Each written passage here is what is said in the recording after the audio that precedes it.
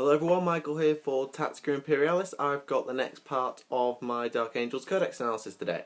Today I will be looking at the Elite section. If you haven't already, go check out the other parts of my Dark Angels analysis. I will try and put the links in the description. If not, go and check out the Codex analysis playlist, which I will put in the description. There's a lot of stuff in there.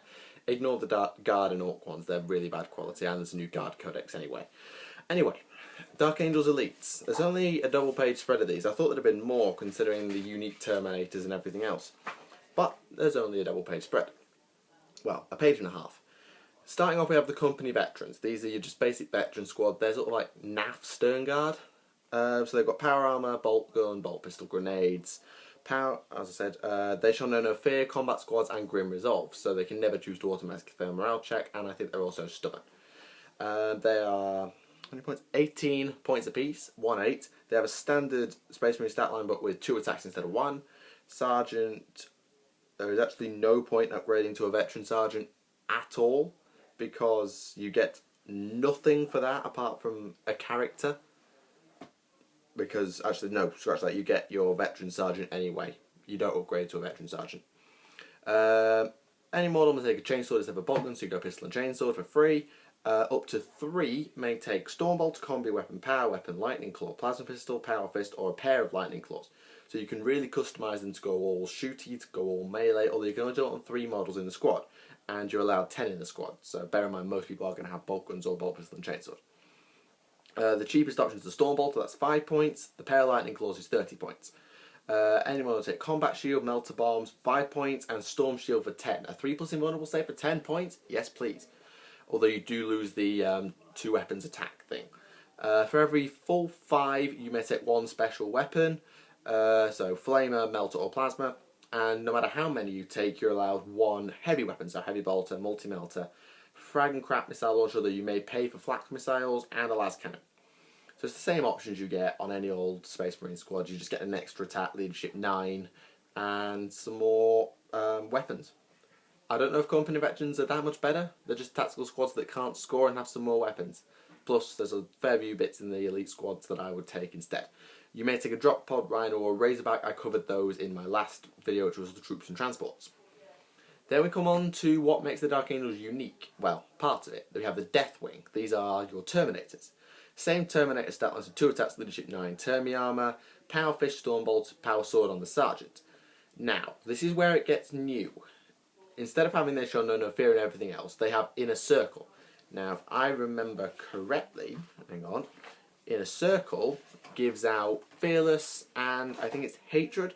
No, I get that wrong every time. Fearless, Preferred Enemy, Chaos. So that's what they have.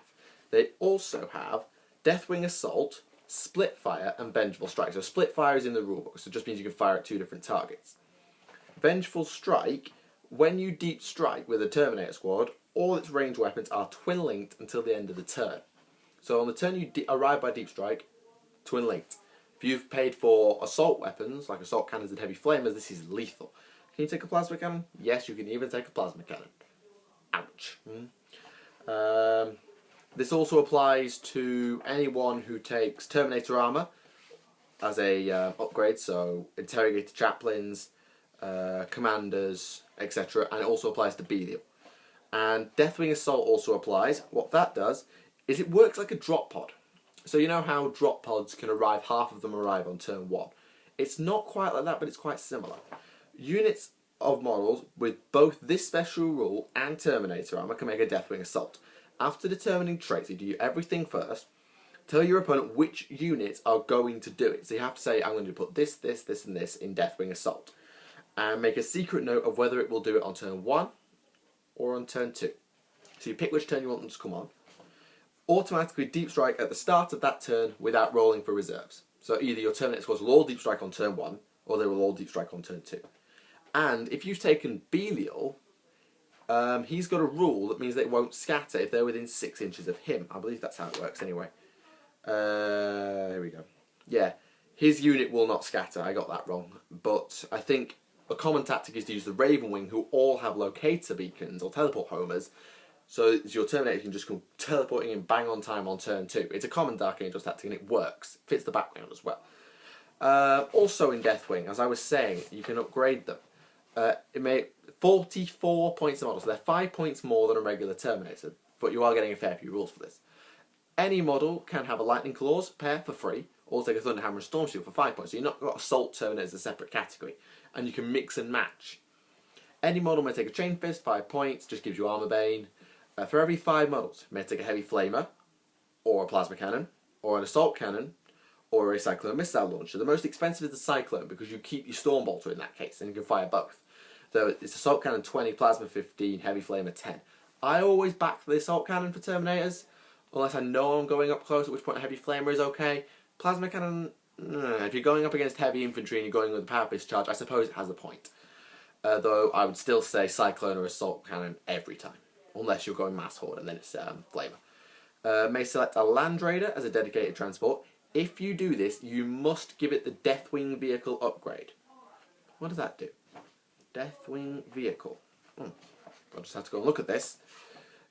It's 30 points, because if you do it, you have to do that. What it does is gives your Land Raider preferred enemy chaos, and your opponent re-rolls damage results from penetrating hits.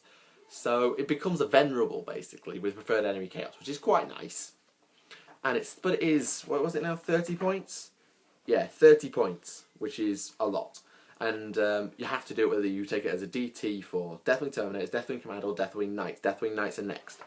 They are 46 points a model. 46. These are really expensive. Terminator Armour, Flail of the Unforgiven. The Flail of the Unforgiven is, if I can find it, +2 strength, AP3, concussive, Bane of the Traitor. Bane of the Traitor is around here somewhere, I'm sure of it. Is it? Hang on. Bane of the Traitor. It's around here somewhere. But it's something, again, that goes against Chaos. No surprises there. Dark Angels basically spend their whole life hunting after Chaos. Here we go. Its AP is improved by 1 when attacking a model from Codex Chaos Space Marines. That means that you're now +2 strength AP2. So strength 6 AP2. That's really broke. Yeah? I'm sorry guys, gonna have to go. Okay, I'm back. Sorry about that. Dinner was ready. Anyway, where was I? I was talking about Deathwing weapons. That's what I was doing. Mace of Absolution is what is used by Deathwing Knights. +2 strength, AP4. Sorry, yeah, AP4. Male. Oh, sorry, that's the Mace of Absolution. Fire the Unforgiven. Sorry. +2 strength, AP3, concussive, melee, Bane of the Traitor. So they get +1 AP against Chaos Marines. And that's pretty normal, and that's carried by your champion. Your normal guys carry the Mace of Absolution. I got this the wrong way around earlier. In normal mode, they are +2 strength, AP4, concussive, so they're basically a power more with this Bane of the Traitor rule. And you, for 1 turn per game, you can put them into what we call Smite mode. And in Smite mode, you are +6 strength, AP2. So you become strength 10 AP2 basically. And of course AP1 against Chaos Marines. So that's pretty powerful. You have to do it all on, the whole unit has to do it at the same time, but damn, that's powerful. And it's what makes Deathwing Knights so annoying. Oh, and just in case you were wondering how they're going to survive, they all have Storm Shields. So, Storm Shield Terminators with power walls that can become badass Thunder Hammers once per game, and they're all weapon skill 5 with 2 attacks basic and leadership 9. They have Deathwing Assault, Inner Circle, Fortress of Shields. This is new. And what it means is as long as they are in base contact with 2 other models with this rule, the model has toughness 5. So if 3 Deathwing Knights are in base to base, they're toughness 5. Of course, this leaves them vulnerable to blast, but generally most blasts aren't up to strength 7 anyway. They have Hammer of Wrath, so they cause impact hits. That's how bulky they are. And a rule called You Cannot Hide. They make precision strikes, so they pick who they wound on a hit roll of a 6, meaning they're very good at sniping out characters, especially when they're in Smite mode. So it's quite scary. I mean, they're only packing 3 attacks on the charge, but ow. And this is why they cost 46 points. You can take them 46 points a model, may take a Perfidious Relic of the Unforgiven. I covered this in my HQ video, because it's a special piece of war gear available to them. What it does, if I got it here, the unit has Adamantium, Will and Fear, so they get +1 to deny the witch and cause fear. For 10 points, if you're spending that much on a unit anyway, you may as well. and then you may take a Land Raider if you wish, although they don't all have the same capacity, you know this. Normal Land Raider 10, Crusader 16, Redeemer 12, so the maximum unit size you can actually take is 7 in a character or 8. And it's common to see Belial put in here because, quite simply, it's the safest place to be. Okay, Dreadnoughts. Last thing in here. Weapon skill BS4, strength 6, armor 12, 12, 10, initiative 4, 2 attacks, 3 hull points. Vehicle Walker, that's it. Power Fist, Stormbolter, Multi-Melter, Searchlight, and Smoke Launchers, same as normal. May replace Multi-Melter with Twin-Linked Autocannon, Twin-Linked Heavy Bolter, Twin-Linked Heavy Flamer, Plasma Cannon, Assault Cannon, Twin-Linked Las Cannon. Depending on the role is obviously what you're going to take. I would say a Twin-Linked Autocannon is pretty useful. May replace Stormbolter with Heavy Flamer. Yes, I would say, unless you really don't see the need for a Flamer, but it's better than a Stormbolter, better strength. May take extra armor, so downgrade Stun to Shaken. Just allows you to keep moving, really. You're still going to be snapping.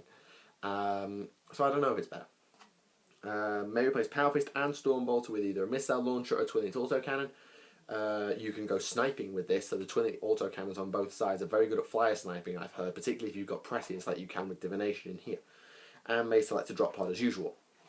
You may upgrade to Venerable for 25 points, and you gain Deathwing Vehicle, which is, I've already explained, gives you preferred enemy chaos and reroll damage results. So it doesn't have the Venerable rule, it's the Venerable rule with preferred enemy chaos.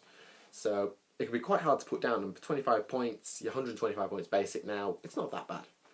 Anyway, that is the Dark Angels Elite section. Next video in this series will be in about a week's time, when I'll be covering the Fast Attack, which is another double page spread. And then I'll do Heavy Support and the series will be over, and if I had any idea what I was doing, I'd probably do a tactics video, but I may do a put your money where your mouth is. My next video is going to look a little bit at some news I've heard. I don't have a lot to substantiate it with, it won't be that long, but it will more just be my take on it. So be sure to check in for that. Like the video if you enjoyed it, leave any comments down there in the comment section, or tweet me at Tactica Imperial. I'm also on Facebook if you want to go and find me there. I will try and drop a link in the description. Thank you for watching. My name is Michael, and I will see you again.